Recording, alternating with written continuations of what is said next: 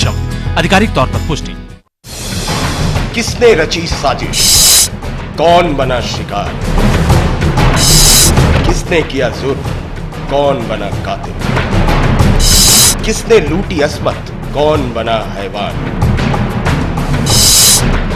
सभी गुत्थियां सुलझाएंगे हम।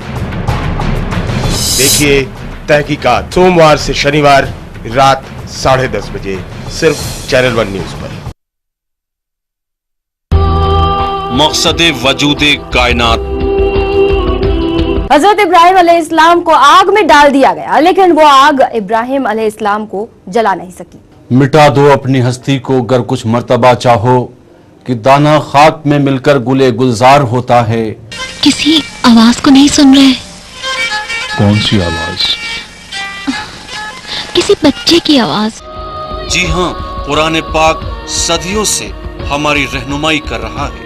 शायद दुनिया में कोई भी इसे फरामोश नहीं कर सकता। हिंदुस्तान की तारीख में पहली बार इस रोशन हकीकत को लेकर हाजिर हैं हम। देखिए हमारी खुसूसी पेशकश, सदाए हक, सिर्फ चैनल 1 न्यूज पर।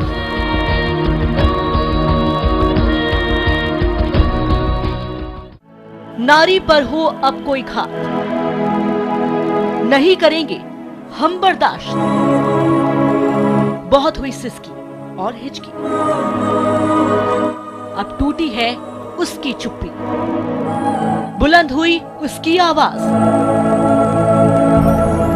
खामोश खड़ा क्यों देश समाज,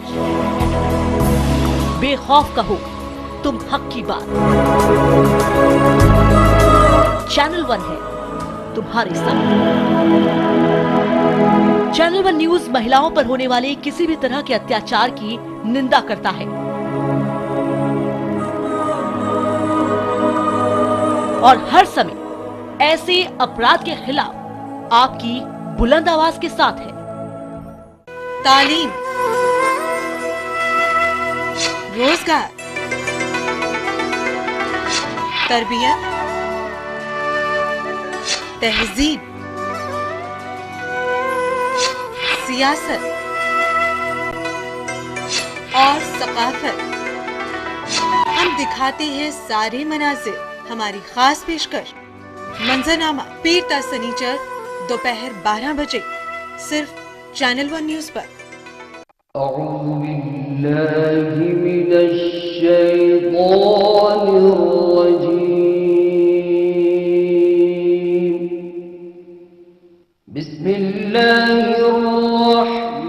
देखिए रोजाना सुबह 6 बजे अलिफ टाइम सिर्फ चैनल 1 न्यूज पर।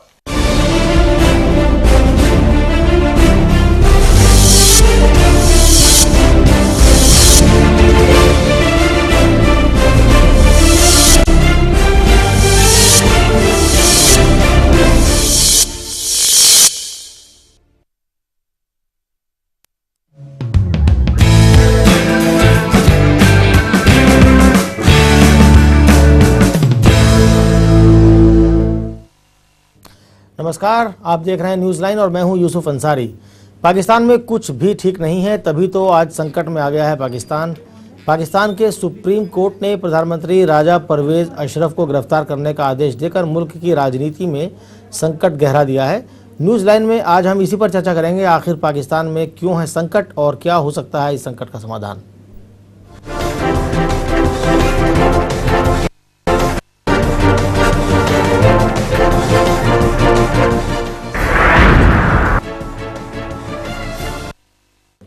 पड़ोसी मुल्क पाकिस्तान में एक बार फिर से सियासी संकट गहरा गया है। पाकिस्तान के सुप्रीम कोर्ट ने ऐतिहासिक फैसला देते हुए भ्रष्टाचार के मामले में प्रधानमंत्री राजा परवेज अशरफ की गिरफ्तारी के आदेश दे दिए हैं।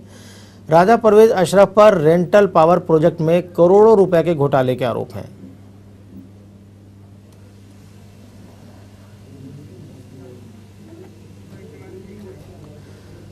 राजा परवेज अशरफ पाकिस्तान के प्रधानमंत्री भ्रष्टाचार के आरोपों से घिरे हुए हैं और ये आरोप उन पर तब के हैं जब यूसुफ रजा गिलानी के प्रधानमंत्रित्व काल में वो बिजली और पानी विभाग के मंत्री थे। उस वक्त पावर प्लांट उन पर आरोप है कि करीब 9 कंपनियों को उन्होंने 2200 करोड़ रुपए बतौर एडवांस दिए थे, जिसमें कि एक बड़ा घोटाला हुआ। तभी से ये मामला उनका पीछे लगता रहा है और इस घोटाले में उनका नाम आने के बाद से लोगों ने उन्हें रेंटल रजा या रेंटल अशरफ भी कहना शुरू किया था।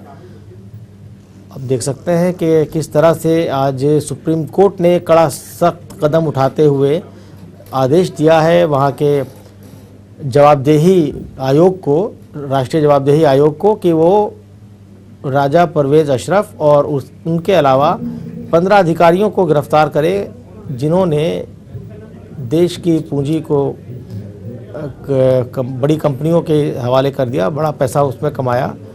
उसके बाद से पाकिस्तान में सियासी संकट एक तरह से गहरा गया है, क्योंकि ये तीसरा मौका है जब भ्रष्टाचार के आरोप से प्रधानमंत्री को हटना पड़ा है। यूसुफ रजा गिलानी को भी सुप्रीम कोर्ट की कड़ी फटकार के बाद हटना पड़ा था।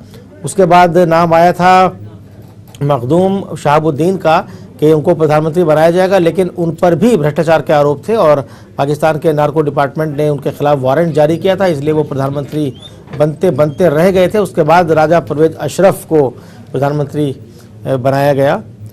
तो अभी देखते हैं एक रिपोर्ट इस पर।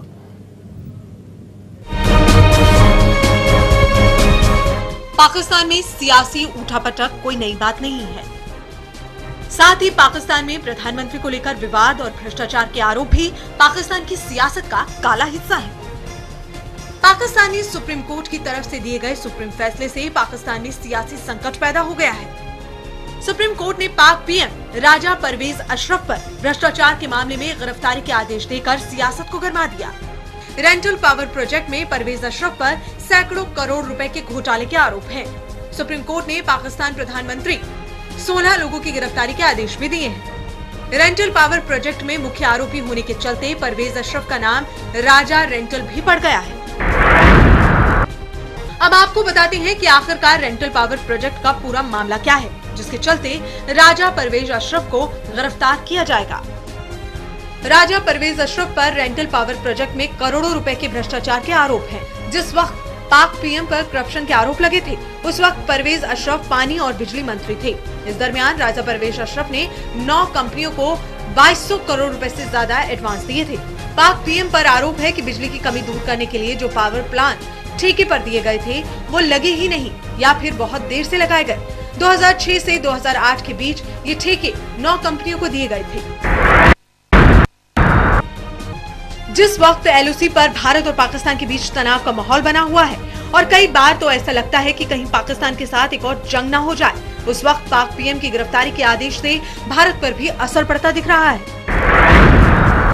पड़ोसी देश होने के नाते पाकिस्तान में राजनीतिक संकट का असर भारत पर भी पड़ सकता है, जबकि पाकिस्तानी सेना का प्रभाव भी अधिक हो सकता है, जिसके चलते लाइन ऑफ कंट्रोल पर तनाव और बढ़ सकता है।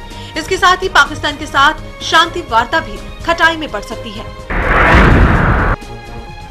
राष्ट्रपति आसिफ अली जरदारी के खिलाफ करप्शन के आरोप को दबाने के लिए पूर्व प्रधानमंत्री यूसुफ रजा गिलानी को सुप्रीम कोर्ट ने अयोग्य घोषित कर दिया था, जिसके बाद राजा परवेज अशरफ को पीएम बनाया गया। ऐसे में अब सुप्रीम कोर्ट ने एक बार फिर से पीएम को लेकर बड़ा फैसला करके सियासी हलकों में खलबली मचा दी है। चैनल 1 न्यूज के लिए कमलाकांत की रिपोर्ट। देखा किस तरह से पाकिस्तान में सुप्रीम कोर्ट के आदेश के बाद एक तरह से सियासी संकट पैदा हो गया है और इस अहम मसले पर आज हम चर्चा करेंगे न्यूज़ लाइन में। और हमारे साथ होंगे कर्नल पीडी शर्मा रिटायर्ड, जो कि डिफेंस के प्रवक्ता भी रहे हैं। हम विंग कमांडर प्रफुल्ल बख्शी साहब हमारे साथ मौजूद होंगे स्टूडियो में, और हमारे साथ प्रोफेसर मोहम्मद सोहराब, जो कि जामिया मिलिया इस्लामिया के विदेश मामलों के जानकार भी हैं और प्रोफेसर भी हैं। फजल इमाम मलिक वरिष्ठ पत्रकार भी हमारे साथ होंगे और साथ ही कुछ और अहम हमारे साथ जुड़ेंगे। जी सबसे पहले हमारे साथ जुड़ गए पूर्व विदेश सचिव शशांक जी।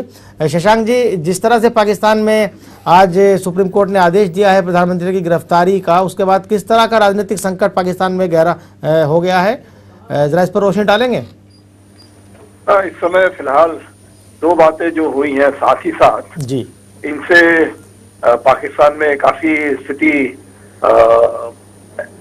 ऐसी हो गई है, मालूम नहीं चलेगा किस दिशा में चलेगा, क्योंकि 24 घंटे कल खत्म हो जाएंगे जी। तो उसमें 24 घंटा थोड़ा ही समय है सरकार के पास कि अगर कोई एक्शन लेना है, रिव्यू के लिए रिक्वेस्ट करना है, कोई प्रेसिडेंशियल पार्डन वगैरह इस्तेमाल करना है जी। तो वो उनको निर्णय लेना पड़ेगा। और दूसरा, इसी तरीके से जो ये केयर टेकर इंटरिम गवर्नमेंट की बात चल रही है पॉलिटिकल पार्टीज के द्वारा, तो उसमें लगता है कि तापमान वहां पे बढ़ता चला जा रहा है और जल्दी ही जल्दी जो है पाकिस्तान सरकार को कोई निर्णय इस बात पर भी लेना होगा। तो हमको लगता है कि स्थिति जो है पाकिस्तान में इस समय सामान्य नहीं है और ऐसे में इमीडिएटली कुछ उनसे ज्यादा उम्मीद रखना कि पाकिस्तान की तरफ से कोई ज्यादा आगे हम जो है रिश्ते बढ़ाने की कोशिश हो तो वो नहीं हो सकते हैं। शशांक साहब, आप हाई कमिश्नर भी रहे हैं पाकिस्तान में और उसके हिसाब से चूंकि विदेश सचिव भी आप रहे लंबे टाइम तक और विदेश मामलों पर पूरी पैनी नज़र आपकी रहती है, तो एक चीज़ जानना चाहेंगे कि पाकिस्तान में क्या इस तरह की चीज़ हो सकती है कि सुप्रीम कोर्ट के इस आदेश की अवहेलना करने की कोशिश करे वहाँ की सरकार या परवेज कयानी खुद सत्ता पर काबिज होने की कोशिश करे इसके बहाने? आपने दो सवाल अलग अलग करे हैं जी। तो पहले का तो मैं जवाब दूंगा कि उम्मीद नहीं लगती है कि सरकार जो है अवहेलना करेगी सुप्रीम कोर्ट के निर्णय की, क्योंकि सरकार ने पहले सपोर्ट किया था सुप्रीम कोर्ट का जब जो निर्णय आया था परवेज मुशर्रफ साहब के बारे में, उनकी गिरफ्तारी के बारे में, जो इंटरनेशनल वारंट वगैरह इशू करने का, तो वो सरकार ने सपोर्ट किया था जी। और सरकार ने जो है पूरे इसको बहाल करने का सुप्रीम कोर्ट को, जहाँ पहले दबाव में रहता था सैनिक सरकार के सामने, तो वो सब ऐसा लगता है कि as a institution of the democracy तो उसको वो नहीं करना चाहेंगे। जहाँ तक दूसरी बात है, वो अभी बिल्कुल पिक्चर साफ नहीं है कि कयानी साहब खुद वहाँ आना चाहेंगे सत्ता में या किसी प्रकार से पॉलिटिकल पार्टीज के या पॉलिटिकल लीडर्स ऐसे ढूंढेंगे जो कि सेना के साथ में मिलकर आगे काम कर सकें। जी, शशांक साहब आप हमारे साथ बने रहेगा। अभी हम बात करते हैं स्टूडियो में मौजूद हमारे साथ बाकी मेहमानों से। बख्शी साहब, आपको क्या लगता है कि जो पाकिस्तान में राजनीतिक संकट गहराया है उसके क्या फॉलोआउट वहाँ हो सकते हैं? देखिए, ये जो राजनीतिक संकट इस समय गहराया है इसका टाइमिंग बड़ा विचित्र है जी। LOC पे टेंशन चल रहा है, हिंदुस्तान के साथ में दोनों आर्मीज का कन्फ्रंटेशन की नौबत आने की बातें हो रही हैं उस समय, और पाकिस्तान के अंदरूनी मामला भी बड़ा खटाई में है। इस समय गवर्नमेंट की स्थिति नाजुक है, ऊपर से प्राइम मिनिस्टर के ऊपर आरोप लग गए हैं, लांछन लग गए हैं, और जो कयानी जिसकी आप बात कर रहे हैं, जो आर्मी चीफ जो पाकिस्तान के हैं, वो बिल्कुल खामोश हैं, पर उनकी स्थिति बड़ी तगड़ी हर वक्त रही है और आर्मी की स्थिति अपनी वो बिल्कुल अपने कार्ड्स नहीं दिखाते, अपने पत्ते नहीं दिखाते, वो वेट कर रहे हैं कि और गवर्नमेंट कितनी कमजोर पड़ेगी और ताकि वो अपना कार्यक्रम जारी रखेंगे। इस संदर्भ में मैं ये बताना चाहूंगा आपको कि हिंदुस्तान की गवर्नमेंट और पाकिस्तान की गवर्नमेंट इस समय दोनों को पता चल गया है कि आपसी सूझबूझ साठ-गांठ के साथ में और को प्रॉस्पेरिटी के साथ में ही दोनों का भला है। आर्मी पाकिस्तान की ये नहीं चाहती कि पाकिस्तान की गवर्नमेंट इंडियन गवर्नमेंट के साथ रहे, अमन की आशा बढ़ती रहे, क्रिकेट मैच वगैरह बढ़ते रहे, टूरिज्म बढ़ती रहे, वीसा का प्रॉब्लम हटता रहे, क्योंकि पाकिस्तान के जो लोअर एचलॉन्स में तालिबान हावी हो चुका है और तालिबान नहीं चाहता कि किस तरीके से ये एक खुशहाली का माहौल बन सके। तो इस बात सबको मद्देनजर रखते हुए ये जो अभी स्थिति हो रही है पाकिस्तान में, ये पाकिस्तान की गवर्नमेंट को और भी ढीला करेगी। पाकिस्तान में आर्मी और तालिबान की जो साठ-गांठ है उसको और मजबूत करेगी और LOC पे जो प्रॉब्लम है उसको और ज्यादा बढ़ाओ। हमारे साथ कर्नल PD शर्मा भी मौजूद है जो डिफेंस मिनिस्ट्री के PRO रह चुके हैं। शर्मा जी, आप किस तरह से पूरे मामले को देखते हैं कि जो वहां पर हालात हुए हैं पाकिस्तान के अंदर, किस तरफ पाकिस्तान जा रहा है? ऑर्डर सिचुएशन वहां पर अभी है जी, वो कोई ऐसी नहीं है कि काबू ना आ जाए। वहां इस तरह के हालात चलते रहे हैं, गवर्नमेंट स्ट्रांग है और जहां तक मैं सोचता हूं, जो कहा गया है कि कयानी साहब या टेक ओवर या कोई ऐसी बात हो, वहां पर ऐसी बात नहीं होगी, क्योंकि ये हर आदमी वहाँ का भी सोचता है और साथ साथ में गवर्नमेंट भी ये सोचती है कि ताल्लुकात ठीक रखना और अपने आप को संभाल के रखने में ही समझदारी है। मैं नहीं सोचता कि इस तरह से कोई भी चीज़ उथल पुथल होगी। ये सुप्रीम कोर्ट का अगर ऑर्डर हुआ है जी, तो वो ठीक ही हुआ है। इसका मतलब वहाँ पर जुडिशरी जो है वो स्ट्रांग हुई है और एक ये अच्छी चीज़ के लिए एक कदम है। और मैं सोचता हूँ कि पाकिस्तान में भी वो लहर जो एक न्याय की तरफ चलने वाली है वो आ गई है। तो ये एक बहुत अच्छा कदम है। मैं ये अपनी तरफ से ये सोचता हूँ। जी शर्मा जी, आपने बड़ी अच्छी बात की कि पाकिस्तान में जुडिशरी मजबूत हुई है, इस निर्णय से ये पता चलता है। और अब हम बात करते हैं सोहराब साहब से। सोहराब साहब, आप भी विदेश मामलों पर नज़र रखते हैं, पाकिस्तान आज किस मोड़ पर खड़ा हो गया अगर आप की बात करें तो?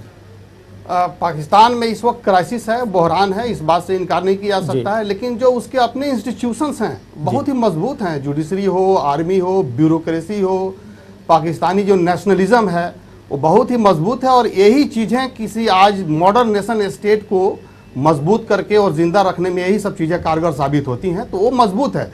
ये एक पाकिस्तान एक क्राइसिस के फेज से जरूर गुजर रहा है, लेकिन ये बियॉन्ड कंट्रोल नहीं है। ऐसा नहीं है कि वो कंट्रोल के बाहर है। वहाँ की ब्यूरोक्रेसी बहुत ही मजबूत है, आर्मी मजबूत है। दूसरी बात यह है कि चंद दिनों के अंदर ही कोई ना कोई केयर टेकर गवर्नमेंट बनने वाली थी वहाँ पे जी। तो इस क्राइसिस से यानी सुप्रीम कोर्ट के जजमेंट से मैं समझता हूँ कोई बहुत बड़ा बहरान पैदा क्राइसिस नहीं होगा, बल्कि केयर टेकर गवर्नमेंट मेरे समय से हो सकता है कि वक्त से 2 दिन 4 दिन पहले बन जाए। सौरभ साहब, जिसको इलेक्शन कराना था। एक चीज और है, जो जैसे अशरफ साहब के ऊपर तमाम तरह के आरोप हैं, ऐसे बाकी जो लोग हैं जो प्रधानमंत्री पद के दावेदार हो सकते हैं उन पर भी तमाम तरह के आरोप है। जो पहले मखदूम शहाबुद्दीन बनने वाले थे प्रधानमंत्री, जिनका नाम आया था यूसुफ रजा गिलानी के बाद, उनको भी इसलिए नहीं बनाया गया क्योंकि उनके ऊपर खुद आरोप थे। तो विकल्प क्या तलाशना इतना आसान है? नहीं, केयर टेकर गवर्नमेंट का जो विकल्प है वो तो वहाँ का कॉन्स्टिट्यूशनल प्रोविजन है। वहाँ के संविधान कहता है कि केयर टेकर गवर्नमेंट बनाना है। अब उसमें केयर टेकर गवर्नमेंट को जो हेड करेगा वो कोई भी ब्यूरोक्रेट हो सकता है, कोई भी सिविलियन हो सकता है, उसमें कोई बहुत बड़ी बात नहीं है। लेकिन इसका जो अल्टरनेटिव इमर्ज करेगा, मैं समझता हूं कि अब इलेक्शन के ही जरिए इमर्ज करेगा, इसलिए कि पार्लियामेंट की जो लाइफ है 5 साल पूरे होने जा रही है। और उस इलेक्शन की एजेंडा आज खुद इस्लामाबाद में सुप्रीम कोर्ट और ये कादरी का जो मार्च हुआ है, ये दोनों ने मैं समझता हूं कि उस एजेंडे को तय कर दिया है। और आप देखे होंगे कि इस मार्च में और सुप्रीम कोर्ट के जजमेंट की वजह से ये बात वाजे हो गया है, ये बात बहुत ही क्लियर हो गया है कि कमिंग इलेक्शन जो होगा उसमें सबसे बड़ा जो इशू होगा वो करप्शन होगा, गवर्नेंस का फेलियर होगा।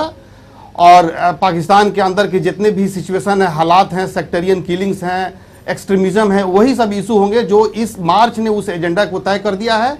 और आवाम को अब ये फैसला करना है कि कौन सी पॉलिटिकल फॉर्मेशन, कौन सी पॉलिटिकल पार्टीज इस एजेंडे को कैरी फॉरवर्ड करने में ज्यादा कामयाब हो सकती है। मेरा ये मानना है कि पाकिस्तानी आवाम के अंदर जो 2 सबसे बड़ी पार्टी है, पाकिस्तान पीपुल्स पार्टी और नवाज शरीफ की पार्टी, ये दोनों रिलेटिवली स्पीकिंग बहुत ही डिस्क्रेडिट हैं। आवाम को कहीं ना कहीं अभी हम लौटेंगे आपके पास। अभी हम सीधे चलते हैं इस्लामाबाद, जहां पर वरिष्ठ पत्रकार जावेद रशीद साहब हमारे साथ मौजूद हैं। जावेद साहब, इस वक्त सियासी माहौल क्या है पाकिस्तान में?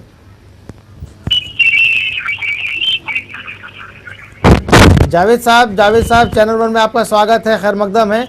हम जानना चाहेंगे कि इस वक्त इस्लामाबाद का सियासी माहौल क्या है? जावेद साहब, आपको मेरी आवाज मिल रही है? जी जावेद साहब चैनल 1 में आपका खैर मकदम है, स्वागत है। हम जानना चाहेंगे कि जो सुप्रीम कोर्ट का हुक्म हुआ है कि प्रधानमंत्री और उनके साथ बाकी पद किया जाए 24 घंटे के अंदर अंदर, तो उसके बाद किस तरह के सियासी माहौल है वहाँ पर? लगता है जावेद रशीद साहब से संपर्क नहीं हो पा रहा है। जावेद रशीद साहब, आप मेरी आवाज़ सुन रहे हो तो हम जानना चाहेंगे कि सुप्रीम कोर्ट के हुक्म के बाद कि जिसमें वजीर आजम को गिरफ्तार करने की बात कही गई है, क्या सियासी माहौल है इस्लामाबाद में?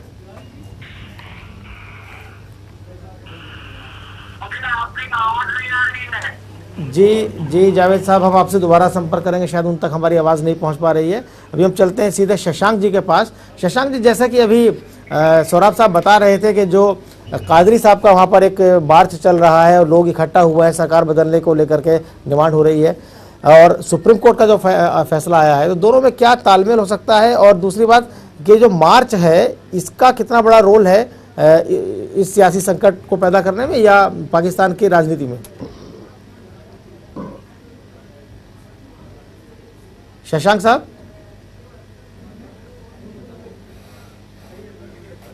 लगता है शशांक साहब से संपर्क हमारा टूट गया है। तो सौरभ साहब, आप बात कर रहे थे कि जो ये मार्च जो चल रहा है कादरी साहब का, क्या ये माना जाए जो मार्च है इसकी अपने आप में क्या इंपॉर्टेंस पाकिस्तान में? क्या जैसे मिस्र में पहले हुआ, लीबिया में हुआ, ट्यूनीशिया में हुआ और कई और मुल्कों में हुआ, इधर हिंदुस्तान में भी देखने को मिला, पिछले 1-2 साल से लोग सड़कों पर आकर अपनी बात कहते हैं, सरकार को मजबूर करते हैं। तो क्या ये उसी सिलसिले की एक कड़ी है? ये अरब स्प्रिंग का मार्च हो या हिंदुस्तान के अंदर जो मार्च देखे गए केजरीवाल साहब और अन्ना हजारे का, या जो पाकिस्तान में हो रहा है, इसका जो लार्जर कॉजेज हैं, जो वजूहात हैं, जो कारण हैं, वो ये है कि गवर्नेंस के फेलियर, आम इंसान के अंदर जो परेशानी है, जिसको जो वहाँ के रिजीम है जो एड्रेस नहीं कर पा रही है, हल नहीं कर पा रही है, वही वजह माना जा रहा है हर तरफ, और वही वजह पाकिस्तान में भी आज मार्च की है। आप कादरी की जो तकरीर सुनेंगे, जो स्पीच सुनेंगे, उससे ये क्लियर हो जा रहा है कि कादरी की जितनी भी एम्फेसिस है वो गवर्नेंस के फेलियर पे है, आम आदमी की जो परेशानी है उस पे है, फिर लॉ एंड ऑर्डर के सिचुएशन पे है, पाकिस्तान के अंदर जो स्टेबिलिटी कम हो गई है उसके ऊपर है, जो पॉलिटिशियन है, जो एस्टेब्लिश पॉलिटिकल फॉर्मेशन है उसके फेलियर के खिलाफ है, कंस्टिट्यूशंस के खिलाफ जो किए जा रहे हैं उसके खिलाफ है, समाज में जो रैम्पेंट करप्शन बढ़ता जा रहा है उसके खिलाफ है। तो ये मार्च जो है, ये जो मार्च की जो ये स्लोगन्स हैं, जो इशूज हैं, वही आवाम के लिए आने वाले इलेक्शन का एजेंडा बन गया। अब आने वाले इलेक्शन में वहाँ की आवाम इसी चीज को बुनियाद रख के, इसी चीज को सामने रख के वो अपने पॉलिटिकल चॉइस को तय करेगी जी। अब इस पॉलिटिकल चॉइस में जितने भी पॉलिटिकल पार्टीज हैं, मैं समझता हूँ मेरे समझ से आज की जो पॉलिटिकल वहाँ फॉर्मेशन है जितनी भी हैं, उसमें जो 2 मेजर पॉलिटिकल फॉर्मेशन है, जो मैंने पहले भी कहा था, पाकिस्तान पीपुल्स पार्टी और नवाज शरीफ, ये दोनों डिस्क्रेडिट हैं। डिस्क्रेडिट इसलिए हैं कि 5 साल की गवर्नेंस में दोनों डायरेक्टली इनडायरेक्टली शामिल रहे हैं और दोनों ने मिलकर हुकूमत किया है। किसी के सेंट्रल गवर्नमेंट में हुकूमत है तो एक दूसरे की ताउन रहा है, मदद रही है, कोऑपरेशन रहा है, या पंजाब जो सबसे बड़ा स्टेट है वो उसमें नवाज शरीफ की हुकूमत है, और दोनों की फेलियर जो है, फेलियर का जो रीजन है, जो वजह है, वो दोनों के सर जाता है।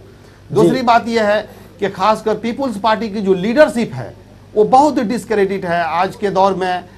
जो वहाँ के प्रेसिडेंट हैं जरदारी साहब, उनकी कोई, मैं समझता हूँ कोई लेजिटिमेसी नहीं है। वो ऑफिस में वो सिर्फ इसलिए हैं कि उनकी पार्टी पॉलिटिकल मेजॉरिटी रखती है। दूसरी बात यह है कि उनके खिलाफ लाहौर हाई कोर्ट का जजमेंट आ चुका है, बहुत ही कैटेगोरिकल जजमेंट है कि प्रेसिडेंट को खुद से ये सेलेक्ट चुनना चाहिए कि वो क्या सुप्रीम हाई कोर्ट के जजमेंट के साथ रहना चाहते हैं, यानी पाकिस्तान के सदर रहना चाहते हैं, या पाकिस्तान पीपुल्स पार्टी का को चेयरपर्सन, दोनों बनकर रहना चाहते हैं। कोर्ट ने यह वाजे कर दिया है कि आपको एक ही चुनना है, फिर भी वो कायम है।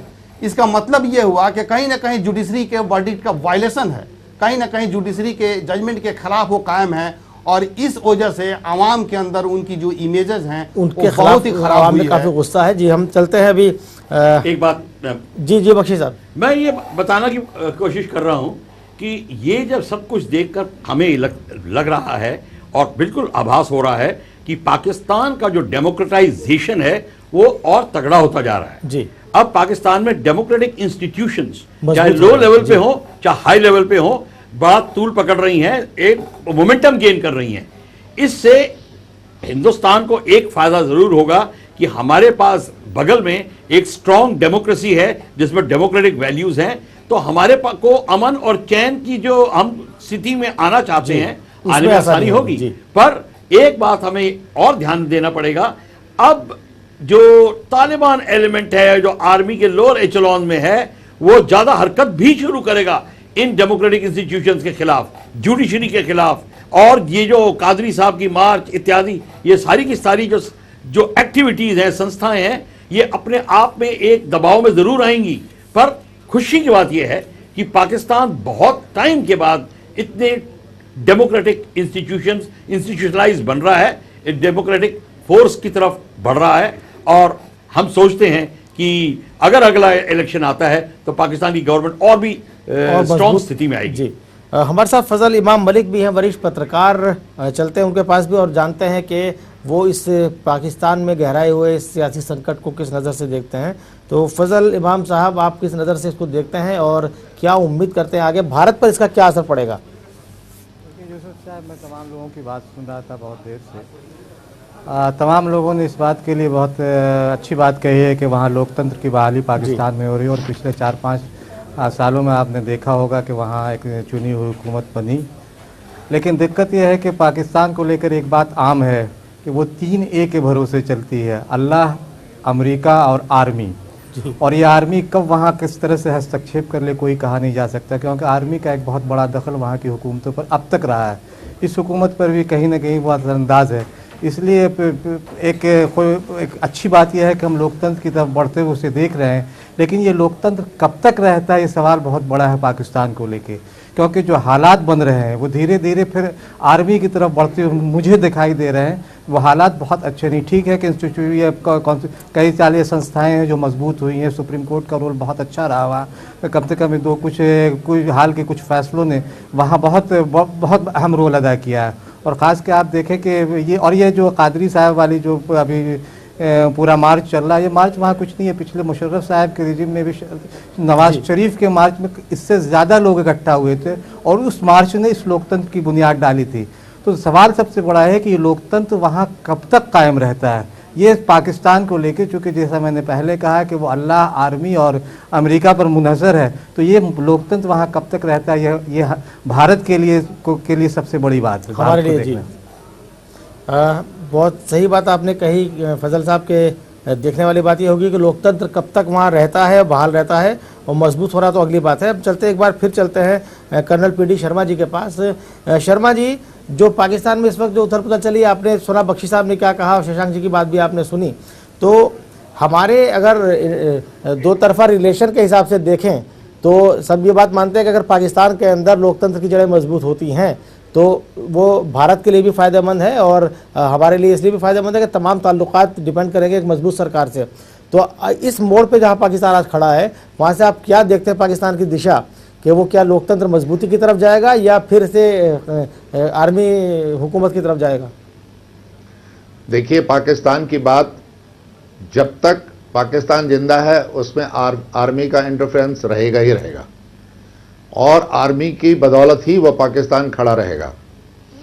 अभी जो आप ये देख रहे हैं उथल पुथल हो रही है, ये आज की नहीं है। पहले भुट्टो साहब के टाइम में हुई, उससे पहले मुशर्रफ साहब के साथ हुई और उससे पहले जो राइट फ्रॉम द बिगनिंग आप देख लो तो आर्मी का एग्जिस्टेंस है ही और उसका इंटरफेरेंस है ही। तो अभी जो भी होगा तो वो भी आर्मी के ही सजेशन से सामने आएगा। जो भी होगा और इंडिपेंडेंस टोटल उनको नहीं मिलेगी जो डेमोक्रेटिक सेटअप है। और मैं जहां तक समझता हूं डेमोक्रेसी ये ठीक है कि वहां पर पनप रही है, पर वो मैच्योरिटी ऑफ डेमोक्रेसी उनमें नहीं आई है।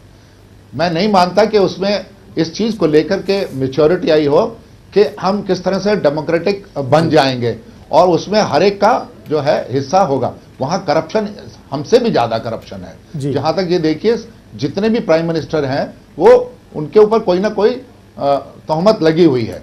तो इस तरह से छोड़ दिया जाए तो बड़ा मुश्किल होगा। अभी इमरान साहब हैं, इमरान खान साहब, वो अभी इतने पनपे नहीं हैं कि वो इलेक्शन में आ जाएं, या आप कह रहे हैं वो जो दोनों पार्टियां नवाज साहब और दूसरे की है, तो वो पार्टियां भी करप्शन से दूर नहीं है, उनके ऊपर भी इल्जाम रहे हैं।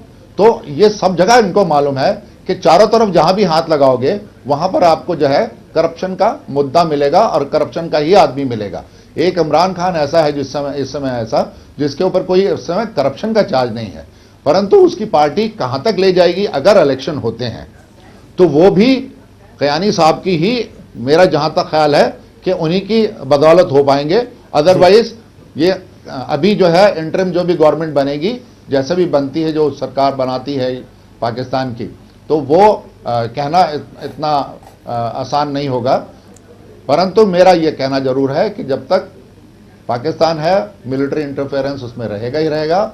और ये जो जितनी भी आप किसी सज्जन ने साथ में ये बोला कि तालिबान का और उनका सबका रहेगा, वो लोअर लेवल पे चलता ही रहेगा, क्योंकि जब पाकिस्तान का एग्जिस्टेंस भी हुआ था तो वो किसी ना किसी मुद्दे को लेकर हुआ था, वो कश्मीर को लेकर हुआ था या किसी और चीज को लेकर हुआ था, तो वो जिंदा रहेगा। जैसे भुट्टो साहब ने कहा था कि 1000 साल तक हम लड़ेंगे, तो वो चलता रहेगा, उसमें कोई दो राह नहीं है। But as for this present situation is concern, जो आपका अशरफ साहब का जो डिसमिस हुआ है, वो स्टेप जो है जुडिशरी का स्टेप बड़ा करेक्ट स्टेप हुआ है, जिससे आगे आने वाली जो अपनी पाकिस्तान की जो जनता है उनको ये महसूस हो जाएगा कि हमारा हाथ कोई पकड़ने वाला है, वो हमारा हाथ हमारी जुडिशरी पकड़ रही है। क्योंकि उनको इतना भरोसा पाकिस्तान आर्मी पे भी नहीं है जी, जनता को नहीं है, और जनता चाहती है कि पीस हो, अमन हो, एक अच्छी सरकार बने। ये जनता चाहती है पीस हो, अमन हो, और शायद इसीलिए जनता वहाँ पर आज ताहिरुल कादरी के नेतृत्व में सड़कों पर है, वहाँ नेशनल असेंबली का घेराव कर रही है और चुनाव की जल्द मांग कर रही है, और नई सरकार, नई व्यवस्था बदलने की बात वहाँ हो रही है, जैसे कई पिछले 2-3 सालों में हमने देखा कि सब जगह मांग हुई है। इसी पर, इस मूवमेंट पर भी हम बात करेंगे, लेकिन ब्रेक के बाद, ब्रेक तो अभी हो चला है, सभी मेहमान हमारे साथ बने हुए हैं और ब्रेक के बाद तुरंत लौटते हैं, आप कहीं मत जाइएगा।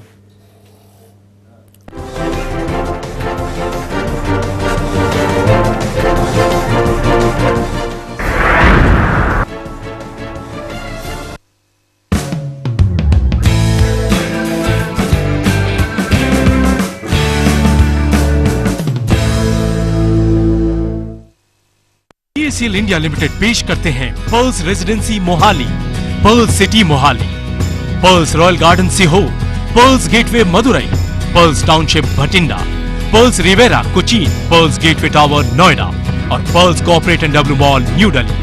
Projects of PACL India limited. PACL में ग्राहकों का हित सुरक्षित, कंपनी अपने दायित्वों का निर्वाह करने में पूर्णतः सक्षम। आधिकारिक तौर पर पुष्टि। किसने रची साजिश, कौन बना शिकार, किसने किया जुर्म, कौन बना कातिल, किसने लूटी अस्मत, कौन बना हैवान, सभी गुत्थियां सुलझाएंगे हम।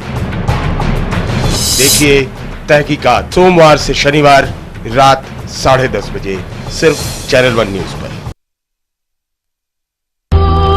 मकसद वजूदे कायनात।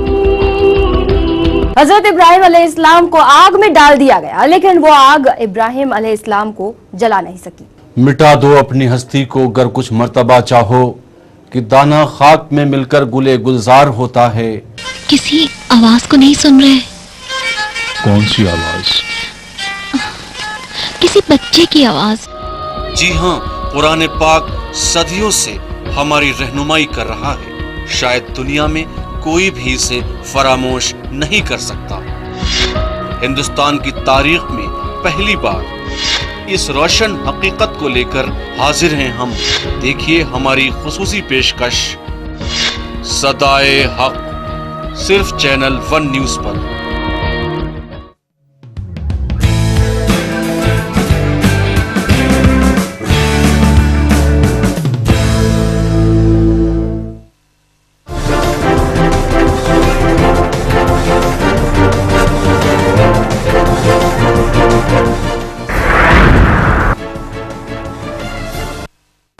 ब्रेक के बाद आपका एक बार फिर स्वागत है न्यूज लाइन में। हम बात चर्चा कर रहे हैं पाकिस्तान में सियासी संकट की। पाकिस्तान के प्रधानमंत्री राजा परवेज अशरफ समेत कई मंत्रियों और अधिकारियों की गिरफ्तारी के बाद जहां पाकिस्तान में गिरफ्तारी के हुक्म के बाद जहां पाकिस्तान में सियासी संकट है, वहीं इस्लामी विद्वान और उदारवादी नेता डॉक्टर ताहिरुल कादरी ने खुशी जाहिर की है। साथ ही हजारों समर्थकों के साथ सुप्रीम कोर्ट को मुबारकबाद भी पेश की है।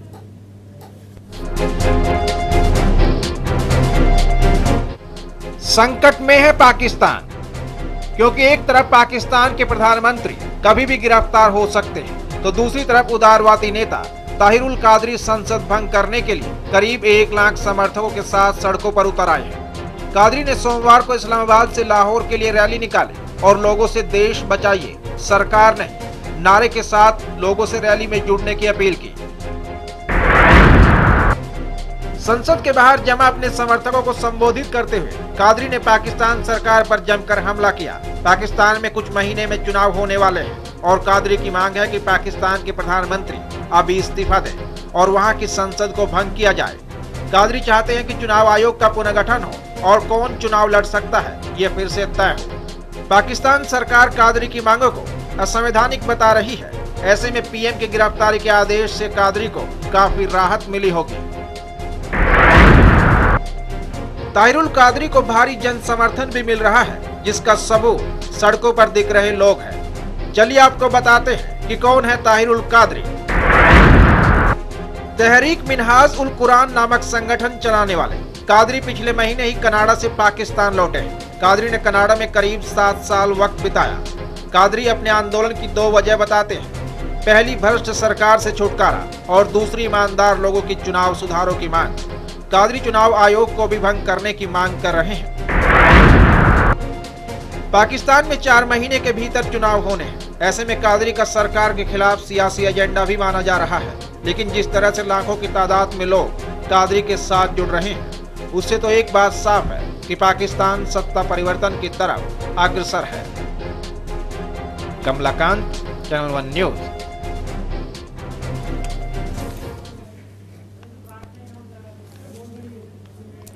तो देखा पाकिस्तान में सिस्टम को बदलने के लिए लोग किस तरह सड़कों पर उतर आए हैं और ताहिरुल कादरी के नेतृत्व में करीब 1 लाख के आसपास लोग सड़कों पर हैं और मांग कर रहे हैं चुनाव आयोग को भंग करने की, सारी असेंबली भंग करने की, नेशनल असेंबली भंग करने की, और चुनाव कौन लड़े इस पर भी, यानी चुनाव सुधारों की भी बात हो रही है।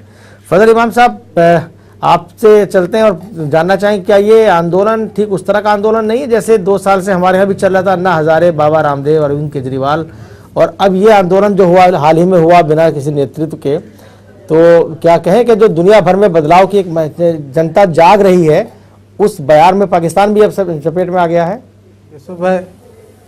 यूसुफ भाई, चूँकि हिंदुस्तान और पाकिस्तान की परंपराएं एक है, तहजीब एक है, तमद्दुन एक है, और वहाँ के सुप्रीम कोर्ट के जो फैसला आया उसने फिर ये साबित कर दिया कि हमारे यहाँ भी भ्रष्टाचार एक है और वहाँ भी भ्रष्टाचार है। तो ये भी साबित हो गया, और अदालतों का इस मामले में क्या रवैया है इसने भी साबित कर दिया कि दोनों मुल्क में बहुत सी चीज़ साझी है। और जिस तरह जो आपने सवाल किया ये और इसको भी ये साबित करता है कि अवाम दरअसल सड़कों पर उतर रहे हैं, जमहूरियत के हक में उतर रहे हैं, और जमहूरियत के निज़ाम के लिए सबसे बड़ी चीज़ है किसी भी सरकार के खिलाफ आंदोलन करना।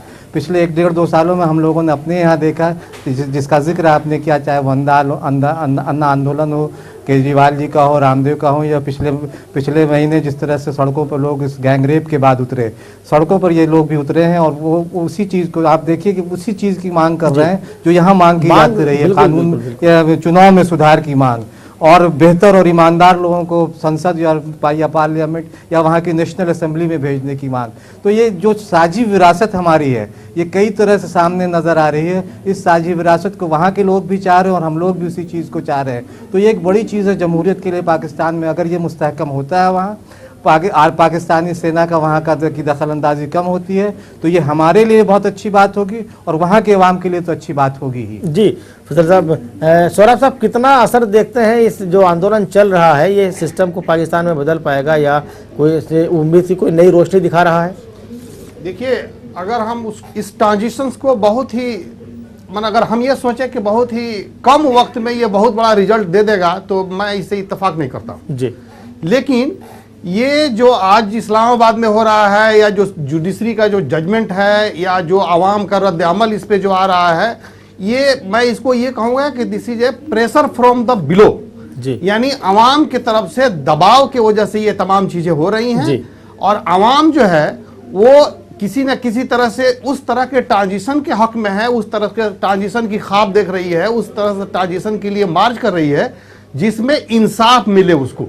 बुनियादी जो इंसान की जरूरत होती है वो उसका उस मसले का हल हो, कहीं ना कहीं पाकिस्तान में इस्तेहकाम हो यानी स्टेबिलिटी हो, स्थिरता आए, कहीं ना कहीं जो वहाँ पर रिलीजियस एक्सट्रीमिज्म और सेक्टरियन किलिंग हो रहा है उस पर कंट्रोल किया जाए, जो लोकल गवर्नमेंट्स हैं वो इफेक्टिव हों और जो इंसान की जो बुनियादी ज़रूरतें हैं वो पूरा करें। तो ये प्रेशर दिन पर दिन बढ़ेगा, ये कम नहीं होने वाला है। और इसी प्रेशर की वजह से मैं समझता हूं कि पाकिस्तान की जो डेमोक्रेटाइजेशन की प्रोसेस है वो स्लो हो सकती है, लेकिन वो रुक नहीं सकती है। वो रुक नहीं सकती और शायद मजबूती की तरफ बढ़ेगी। और जाहिर सी बात है मजबूती की तरफ जाएगी। जी, अभी पीडी शर्मा साहब अभी बोल रहे थे कि पाकिस्तान के अंदर जो जमहूरी निज़ाम है यानी डेमोक्रेसी है वो जमी तो है, आगे बढ़ी है, लेकिन अभी मैच्योरिटी की तरफ वो नहीं बढ़ पा रही है। नहीं, ये एक प्रोसेस है, मैच्योरिटी की तरफ जाने का एक प्रोसेस है, एक इवोल्यूशनरी प्रोसेस में है पाकिस्तान और बहुत सारे डेवलपिंग सोसाइटी। मैं समझता हूं कि हमारा अपना भी मुल्क जहां पर हम ये मान के चलते हैं और ये हकीकत है कि डेमोक्रेटिक क्रेडेंशियल जो है बहुत ही मजबूत है, इसके स्ट्रक्चर बहुत ही मजबूत है, वैल्यूज बहुत मजबूत है, इसके बावजूद भी आज भी हम इवोल्यूशन के प्रोसेस में हैं। अगर इवोल्यूशन के प्रोसेस में नहीं होते तो आवाम के ये हाल नहीं होता जो हम अपने आंखों से देख रहे हैं। ह्यूमन राइट्स का वायलेशन हो और जो तमाम तरह के करप्शन एंड क्राइम हमारे समाज में हो रहा है, कहीं ना कहीं हमारे लोकल सेल्फ गवर्नमेंट का गवर्नेंस का फेलियर है, जिसकी वजह से ये तमाम चीज़ें हो रही हैं। तो अवामी प्रेशर है कि इसको एड्रेस किया जाए, जिसकी वजह से हमारी यहाँ भी मार्च हो रहा है और पाकिस्तान में भी मार्च हो रहा है, इसमें कोई फर्क नहीं है। दूसरी अहम बात मैं ये कहना चाहूँगा कि ये मार्च, ये प्रेशर जो है, आवाम का जो प्रेशर है, आवाम का जो दबाव है, ये दिन पर दिन मजबूत होगा और ये डेमोक्रेसी के तरफ ही गामजन होगा, उसी के तरफ जाएगा। और इस प्रेशर को वहाँ की फौज यानी वहाँ की आर्मी भी महसूस कर रही है। यही वजह है कि चाहे आर्मी का दखल जितना भी हो, ये एक डिबेटेबल चीज है, इस पर दुनिया डिबेट कर रही है, लेकिन आर्मी ने 5 साल तक वहाँ के आवाम को चुने हुए नुमाइंदों के, जो वहाँ के पार्लियामेंटेरियंस हैं, वहाँ के जो इंस्टीट्यूशन है, उसको फंक्शन करने दिया, कभी भी बराह रास्त उसने इंटरवेन नहीं किया। और उसी डेमोक्रेटिक प्रोसेस, उसी डेमोक्रेटिक एक्सरसाइज का नतीजा ये हुआ कि आज हमारे साथ बॉर्डर पे सब इतने बड़े घटना, इतने बड़े ट्रेजेडी कहिए या बारबेरिक एक्शन होने के बावजूद भी हमारे रिश्ते आज बेहतर हैं जो चंद साल पहले नहीं थे। आज कश्मीर के अंदर जो किलिंग हो रही है, जो इंसर्जेंसी है, उसकी इंटेंसिटी बहुत कम है जो पहले नहीं थे। आज जो नॉर्मलाइजेशन है, जो ट्रेड में जो इजाफा हुआ है, पीपुल टू पीपुल जो एक्सचेंज हो रहा है, जो डिप्लोमेटिक कोऑपरेशन है, ये आज बहुत है जो पहले नहीं थे। आप देखें अभी भी इंडिया जो है सिक्योरिटी काउंसिल से उसकी 2 साल की मुद्दत खत्म किया है, वो पाकिस्तान के सपोर्ट को वैसे हुआ था और इंडिया ने सपोर्ट किया तो पाकिस्तान फिर सिक्योरिटी काउंसिल का मेंबर बना। तो यानी कहने का मतलब ये कि हमारा कोऑपरेशन इस लेवल तक जा चुका है। अगर वहां पर डेमोक्रेटिक प्रोसेस मजबूत होती है और डेमोक्रेसी वाकई में कायम होता है, जिसकी पूरी उम्मीद है मुझे, प्रोसेस स्लो हो सकता है, तो मैं ये उम्मीद करता हूं कि आने वाले दिनों में हमारे रिश्ते मजबूत होंगे और मजबूत होना चाहिए। इसलिए कि सिर्फ इसी दोनों मुल्क के आवाम आने वाले दिनों में और मजबूत होना चाहिए। का जो आवाम है, उसका जो डेस्टिनी है, उसका जो फ्यूचर है, वो दोनों कंट्री के कोऑपरेशंस में है, किसी तरह के कन्फ्रंटेशंस में नहीं। कन्फ्रंटेशन में नहीं। बहुत बुनियादी बात आपने कही है। बख्शी साहब, जो अभी सोराब साहब कह रहे थे कि रिश्ते मजबूत होंगे जब वहाँ डेमोक्रेसी मजबूत होगी, सरकार मजबूत होगी, ये बात आपने भी पहले कही थी। उसके बाद तो अभी एक बात आई थी कि दोनों पार्टी डिस्क्रेडिट हो गई हैं, तो क्या किसी नए विकल्प की तरफ पाकिस्तान बढ़ेगा अगर आगे चुनाव की बात आती है?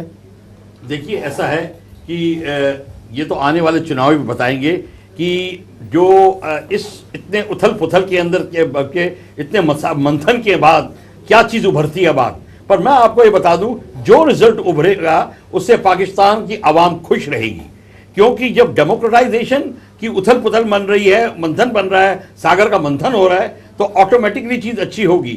और जैसे कि अभी सोराब साहब बिल्कुल ठीक कह रहे थे कि आर्मी का ऊंट किस रुख बैठता है, ये तो देखने की बात है। पर आर्मी का मैं आपको बता दूं, वो नहीं चाहती कि अब घोड़े पे बैठे, वो चाहती है उनकी हुकूमत चलती रहे, सरकार आगे रहे, वो पीछे रहना चाहते हैं। आपको पता होना चाहिए जितने कोर कमांडर्स हैं, ये सारी के सारी बिजनेस को कंट्रोल में किए हुए हैं।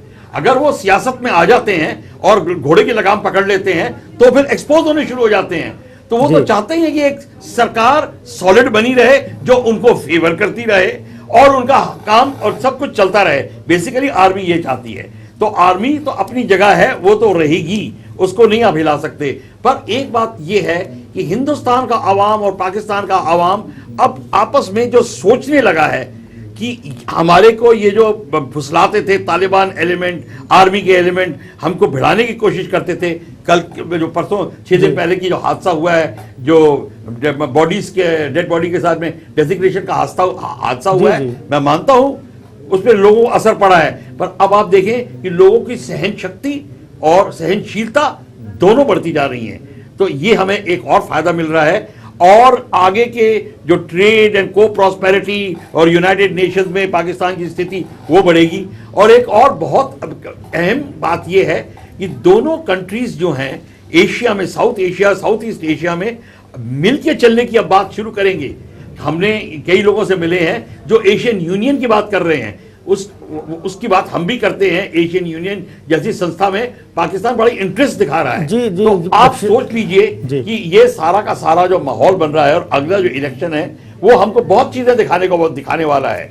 तो इलेक्शन वहां पे भी होगा, हमारे इलेक्शन वहां भी है, इलेक्शन यहाँ भी है। और अभी आज ही जब ये सारा पाकिस्तान के अंदर सियासी उथल पुथल बची हुई थी, उसी बीच हमारे प्रधानमंत्री का बयान भी आया था जिसमें उन्होंने साफ कहा कि अगर पाकिस्तान की इस तरह की हरकत जारी रहती है तो फिर रिश्ते नॉर्मल होना उसके अंदर नामुनासिब है, अब मुमकिन नहीं है।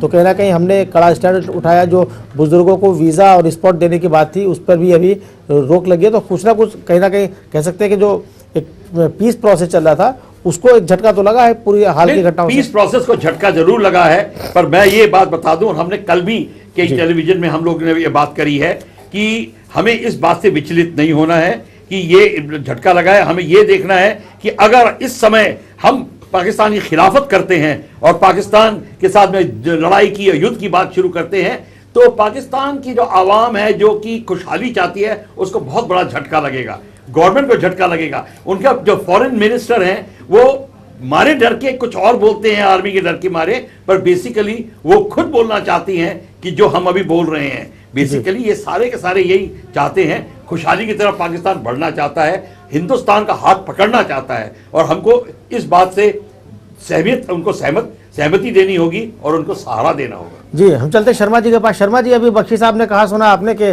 पाकिस्तान खुशहाली चाहता है, अवाम खुशहाली चाहती है और पाकिस्तान हिंदुस्तान का हाथ पकड़ना चाहता है। कितना सही मानते हैं आप इस बात को? साहब, हम दोनों को अलग हुए यानी कि हिंदुस्तान पाकिस्तान को 65 साल हो गए जी। मैं नहीं समझता जब भी हम आपस में मिलते हैं तो हमारा अवाम जो है ना आपस में एक दूसरे से नफरत करता हूँ जी। आपने भी देखा होगा, अगर आप पाकिस्तान के आदमियों से मिलते हैं तो आपको इतनी खुशी होती है, वो यहाँ पर आते हैं हमें खुशी होती है, हम वहाँ जाते हैं उन्हें खुशी होती है। तो as far Awam is concern उसमें हमारे दिलों में कोई अंतर नहीं है जी। एक दूसरी बात यह है कि ये जो मजहबी मसला है ये भी थोड़े दिन के लिए होता है, जब तक ये चलता रहता है तब तक थोड़ा सा दिमाग इधर उधर रहता है, वो भी खत्म हो जाता है।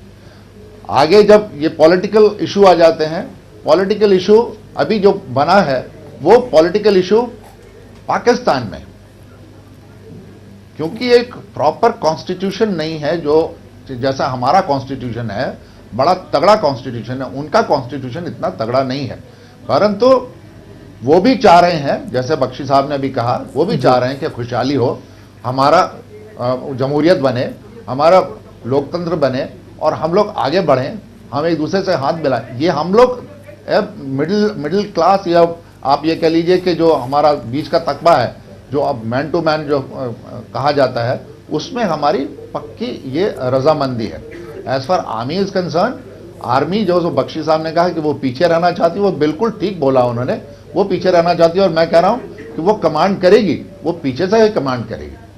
रही अभी इलेक्शन की बात, इलेक्शन अभी इमीडिएटली तो जैसे ये होने जा रहे थे, तो अभी जो इंटरिम गवर्नमेंट बनेगी उसके बाद किस तरह से ये एकदम तब्दीली आएगी जी। परंतु उसमें कौन सा आदमी सच्चा आएगा, ये जो तहरुल कादरी साहब हैं, ये एक छोटी सी लहर है, ये कोई बड़ी लहर नहीं है, ये पूरा मूवमेंट नहीं है। मूवमेंट अगर पूरा पाकिस्तान में होता, कराची से लेकर के ऊपर इस्लामाबाद तक हम मानते कि हाँ ये मूवमेंट चल रहा है, तो हम मान सकते थे।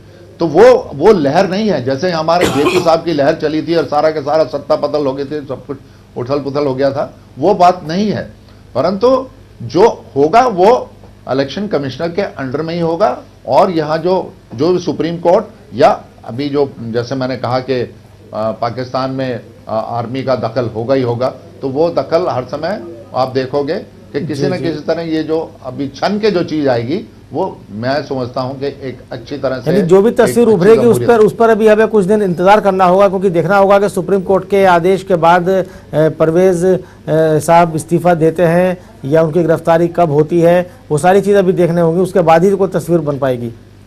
आप बिल्कुल ठीक कह रहे हैं, बिल्कुल ठीक कह रहे हैं, परंतु मैं फिर कह रहा हूं कि आज की तारीख में हम तो आपस में बातें कर रहे हैं, परंतु उधर पाकिस्तान में भी जो उथल पुथल उनके बीच में हो रही होगी, जो सियासी लोग हैं राइट फ्रॉम बिगिनिंग अयूब साहब के टाइम से लेकर अभी तक, तो वहां के जो आर्मी के हुक्मरान हैं वो भी बड़े चिंतित होंगे किस तरह से हम इसको स्टॉल करें, क्योंकि अगर उथल पुथल हुई तो ये जो इनका अंदरूनी मूवमेंट चल रहा था, कश्मीर का मूवमेंट चल रहा था, उसको भी एक धक्का लगेगा बड़ा जोर का कि ये हुआ क्या है। तो इसलिए जो भी है वो बड़ा सोच समझ के कदम लेंगे।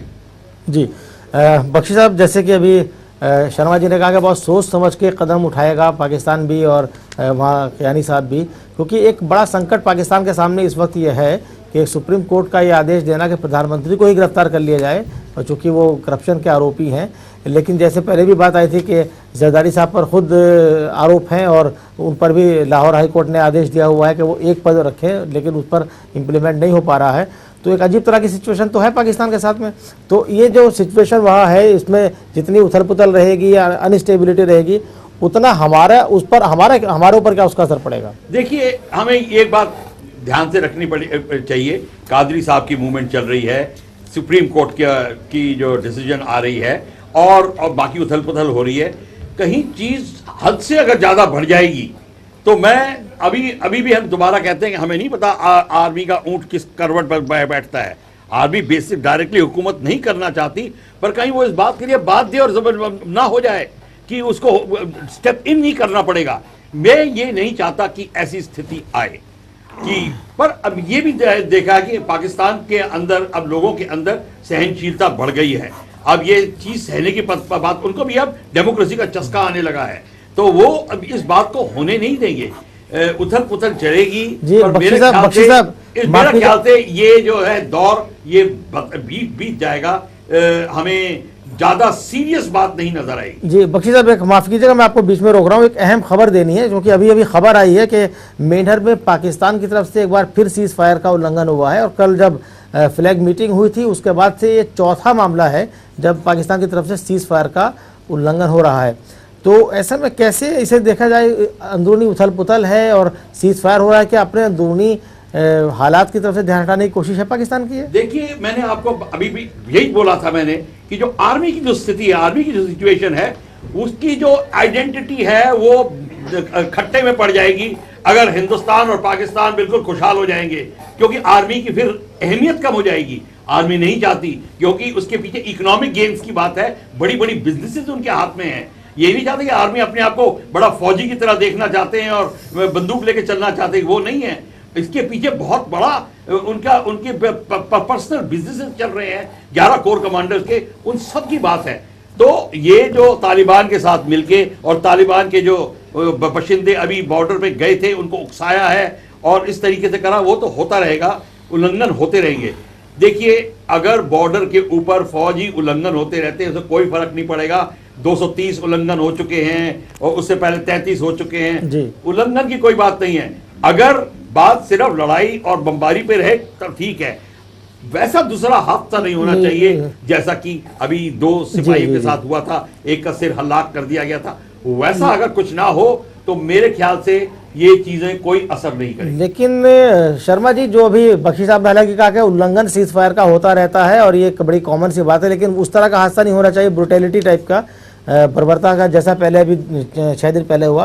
लेकिन एक बार हमारे कल सेना अध्यक्ष की तरफ से भी ये बार कहा गया कि अगर उकसाया तो अंजाम अच्छे नहीं होंगे, हम जवाब देंगे।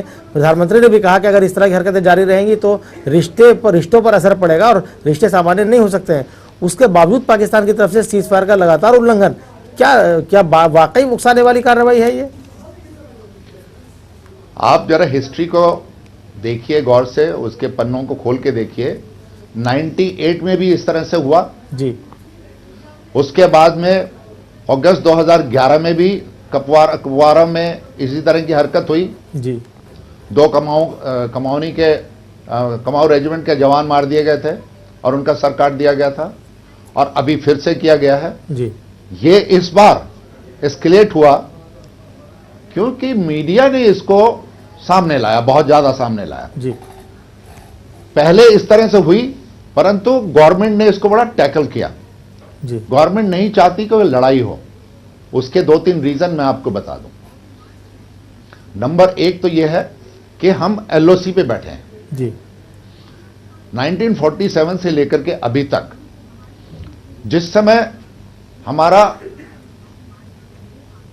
47 का युद्ध शुरू हुआ और हम लोग मुजफ्फराबाद के पास पहुंच गए, तो उस समय हम इतनी ऊंचाइयों पे पहुंच गए नॉर्दर्न एरियाज की कि हम उसको अटैक करके पूरा डोमिनेट करके खत्म कर सकते थे। परंतु तब से लेकर अभी तक, क्योंकि ये ब्रिटिश की अपनी एक चाल थी और वो चाहते थे ये कॉरिडोर अपने पास रखा जाए, तो उन्होंने उसको, जो लॉर्ड माउंटबेटन थे जी, सलाह दे दी कि आप जो है सीज फायर कर दो। अब सीज फायर हो गया, उसको आप यूएन में ले जाओ। वो यूएन में ले गए, तो वो चाहते थे यूएन वाले बीच में आ जाए, जिससे कि ये एरिया हर समय डिस्टर्ब रहे। अभी हम, आप देखिए, जो इंटरनेशनल बॉर्डर है या आपका ये एलओसी है, इसमें दोनों में डिफरेंस है जी जी। उसमें कोई आदमी इंटरनेशनल बॉर्डर पर लड़ता नहीं है, परंतु एलओसी पे क्योंकि इसमें कोई डिमार्केशन नहीं है और हम आपस में आगे पीछे जाते रहते हैं, जो हमने अपनी बॉर्डर तो बना ही दिया। लेकिन क्या शर्मा जी, जो पाकिस्तान की तरफ से लगातार कार्रवाई हो रही है, कल फ्लैग मीटिंग हुई थी, उसके बाद लगातार चौथी बार ये उल्लंघन का मामला, तो क्या माना जाए कि उकसावे की कार्रवाई है, भारत को उकसा रहा है पाकिस्तान? ये तो चाहते हैं वो कि यहां पर यूएन बॉडी आ जाए जी। जिस यूएन बॉडी आने से ये आपके हाथ से एक ये यूएन में जैसे एंग्लो यानी कश्मीर मसले को पाकिस्तान इंटरनेशनल फोरम पे ले आना चाहता है। संक्षिप्त में जानना चाहेंगे सौरभ साहब, ये जो इंटेंशन लगातार हो रही है, क्या आपको लगता है कि ये जो अभी शर्मा जी ने बात कही वही बात है, या अंदरूनी हालात की तरफ से ध्यान हटाने की भी कोशिश है? सौरभ साहब। नहीं, देखिए, अंदरूनी हालात की तरफ से ध्यान हटाने की कोशिश तो नहीं है।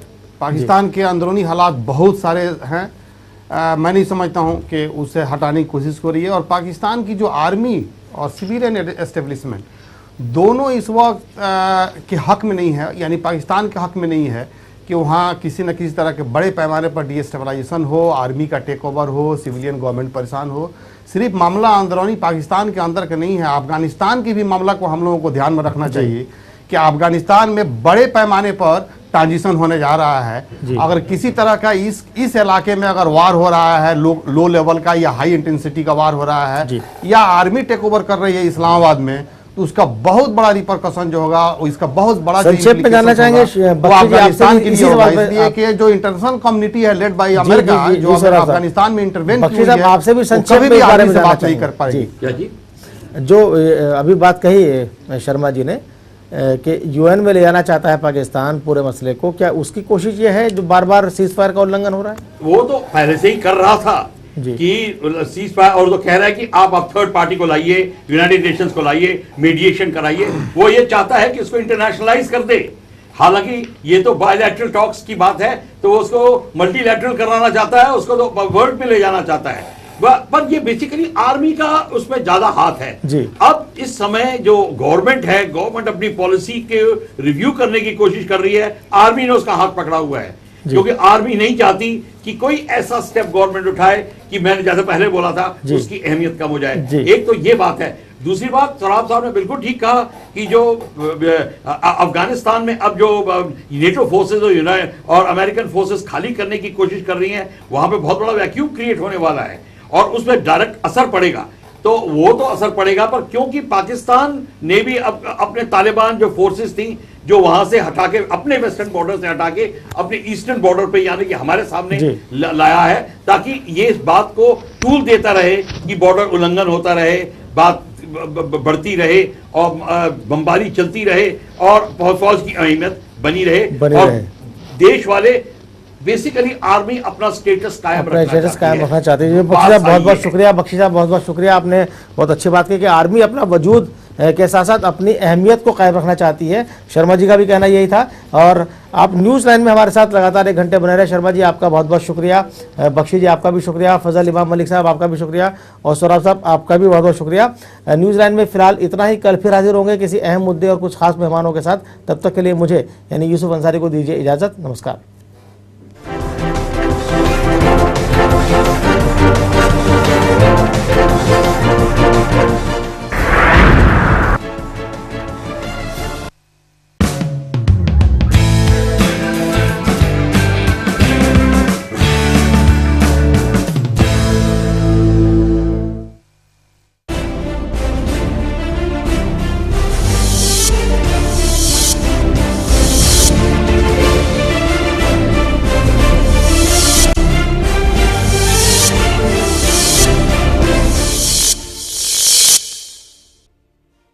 PACL इंडिया लिमिटेड पेश करते हैं Pearls residency Mohali, Pearls city Mohali, Pearls royal garden Sehore, Pearls gateway Madurai, Pearls township Bathinda, Pearls Riviera Cochin, Pearls gateway tower Noida और पर्ल्स कोऑपरेटिव